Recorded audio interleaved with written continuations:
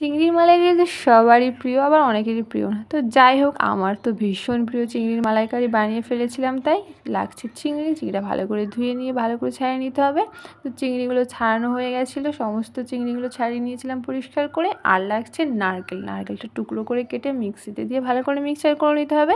তো একটু জল দিয়ে দিতে হবে, জল দিয়ে ভালো করে মিক্সি করে নিয়েছিলাম এবং নারকেল থেকে দুধটা বের করে নিয়েছিলাম। লাগছে আদা, রসুন এবং সর্ষে, তিনটে একসঙ্গে মিক্সিতে দিয়ে ভালো করে মিক্সার করে নিতে লাগছে চিংড়ি।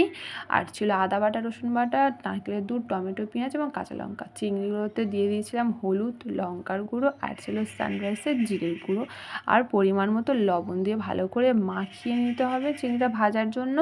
তো কড়াই গরম করে নিয়ে তাতে তেল দিয়ে তেলটা গরম হয়ে আসলে একে একে সমস্ত চিংড়িগুলো দিয়ে ভেজে দিতেছিলাম।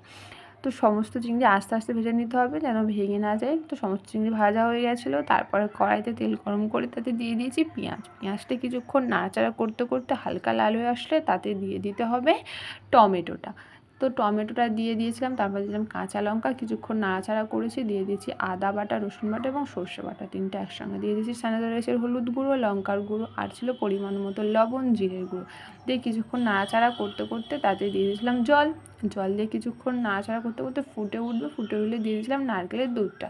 তারপরে কিছুক্ষণ পরে দিয়ে দিয়েছিলাম চিংড়িটা দিয়ে কিছুক্ষণ নাড়াচাড়া করতে হবে, একটু কষিয়ে কষিয়ে মতো হয়ে আসলে নামিয়ে নিতে হবে। আর দিয়ে দিতে হবে চিনি, উপর থেকে হালকা করে চিনি দিয়ে দিতে হবে।